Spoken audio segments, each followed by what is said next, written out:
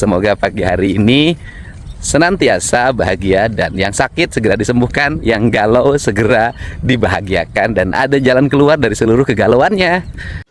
Assalamualaikum warahmatullahi wabarakatuh. Masih bersama dan Channel. Pada kesempatan kali ini saya akan mereview apa yang sudah disampaikan oleh Bapak Deddy Mulyadi di akun TikToknya berkenaan dengan isu yang hangat akhir hari ini, yaitu masalah retreat yang dilaksanakan di Magelang, di mana semua kepala daerah seharusnya itu mengikuti kegiatan retreat.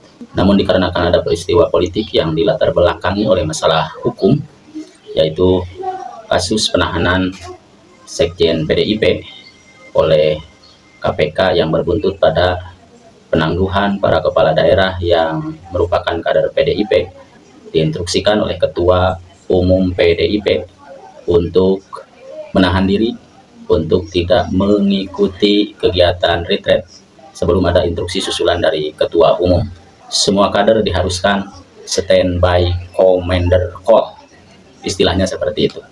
Di dalam pengantarnya, Bapak Gubernur menyampaikan agar orang-orang yang sedang galau itu segera mendapatkan jalan keluarnya. Nah, mungkin yang dimaksud ini adalah kader-kader PDIP yang sudah ada di Magelang, tetapi tidak mengikuti kegiatan retreat di Akmil. Mereka-mereka inilah yang galau karena berat untuk memutuskan, untuk mengambil sikap satu di antara dua pilihan. Apakah harus tetap tunduk patuh kepada ketum atau tunduk kepada presiden. Nah, untuk kepala daerah yang ada di Provinsi Jawa Barat itu sebanyak 4 orang yang tidak mengikuti kegiatan retreat. Yang pertama ada Bapak Imron Rosyadi, yaitu Bupati Cirebon, kemudian Bapak Tri Adianto Cahyono, Wali Kota Bekasi, dan yang ketiga Ade Kuswara Kunang, dan yang terakhir yaitu Ibu Citra Fitriani, Bupati Kabupaten Pangandaran. Dan yang paling penting adalah bahwa ketika seseorang menjadi gubernur, menjadi bupati, menjadi wali kota, maka ikatannya menjadi ikatan struktural pemerintahan, bukan ikatan politik. Maka dia terikat oleh gubernur, dia terikat oleh presiden. Keterikatan ini adalah diatur oleh undang-undang. Pada tanggal 20 Februari 2025 mereka sudah menyatakan sumpah dan janjinya di depan presiden untuk merealisasikan janji-janjinya untuk menjaga amanah yang sudah dititipkan oleh masyarakat kepada mereka. Oleh karena itu, maka mereka tidak memiliki kewajiban untuk taat dan patuh terhadap ketua umum, karena mereka dipilih oleh warga masyarakat. Partai itu merupakan pintu gerbang yang bisa menghantarkan mereka untuk mendapatkan kekuasaan melalui demokrasi.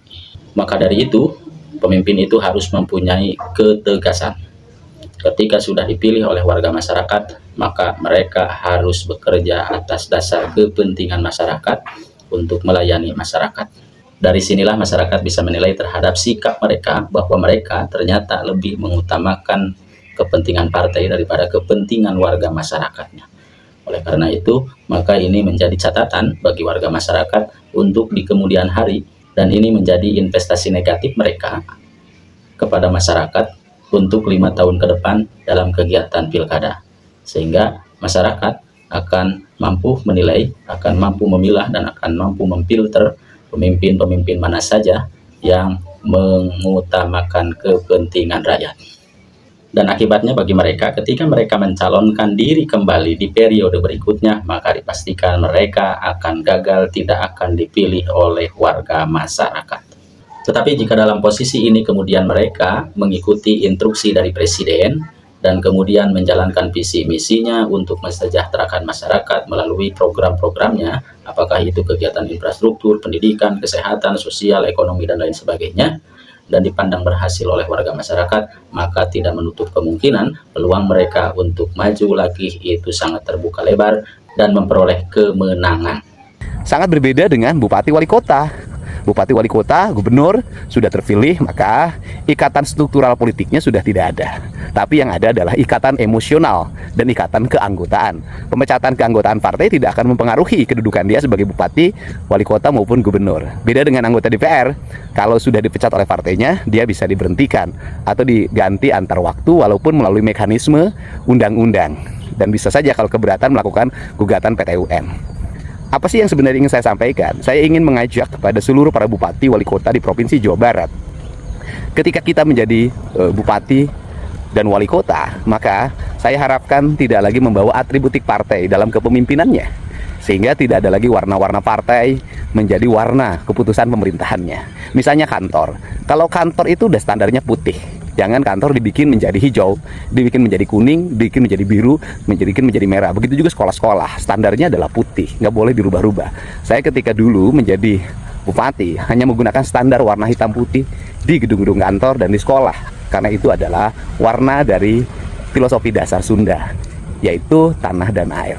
Dalam hal ini, Bapak Deddy Mulyadi sudah memberikan teladan bahwa ketika beliau sudah terpilih menjadi gubernur, maka beliau tidak melibatkan tim suksesnya dalam birokrasi yang ada di Provinsi Jawa Barat. Untuk tim transisi saja, beliau tidak menggunakan orang-orang dekatnya, tetapi memberikan kepercayaan kepada PJ Gubernur untuk menunjuk tim transisi yang akan menghantarkan beliau sejak terpilih kemudian sampai dilantik. Nah, hal inilah yang harus diteladani, yang harus dicontoh oleh provinsi-provinsi lain, termasuk oleh kota kabupaten yang ada di Provinsi Jawa Barat. Jangan sampai kepala daerah itu lebih mengedepankan partainya, lebih mengedepankan tim suksesnya, lebih mengedepankan orang-orang terdekatnya untuk ditempatkan di posisi-posisi yang strategis. Bapak Deddy Mulyadi dari cara berpakaian saja, beliau sering mengenakan pakaian hitam-hitam atau putih-putih. Walaupun beliau adalah salah satu pengurus partai kedua terbesar di Indonesia, yaitu Partai Gerindra, tetapi beliau tidak menggunakan atribut partai dalam memimpin Jawa Barat. Nah, ini juga ada pengalaman saya pribadi ketika berkunjung ke salah satu kabupaten yang ada di Provinsi Jawa Barat, yaitu Kabupaten Cianjur. Di periode sebelumnya, banyak gedung-gedung fasilitas-fasilitas umum yang merupakan aset negara itu warnanya menjadi warna tertentu yang lebih identik dengan warna salah satu partai. Warna jembatan, kemudian bangunan kantor desa, kantor kecamatan, kemudian sekolah, itu warnanya diseragamkan. Dan ini adalah sesuatu hal yang seharusnya tidak dilakukan oleh pejabat.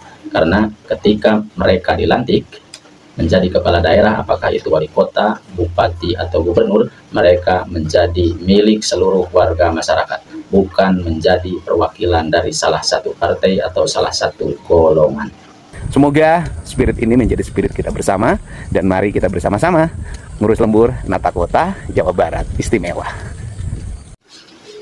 Nah, sebagai penutup, semoga apa yang sudah disampaikan oleh Gubernur Jawa Barat, Bapak Deddy Mulyadi, itu membawa manfaat bagi semuanya.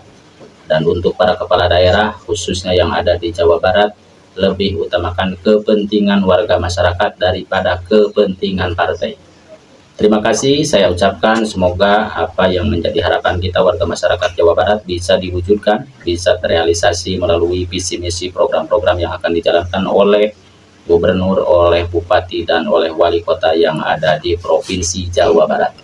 Sehingga Jawa Barat istimewa ini bukan hanya menjadi angan-angan belaka, tetapi dapat dirasakan oleh seluruh warga masyarakatnya.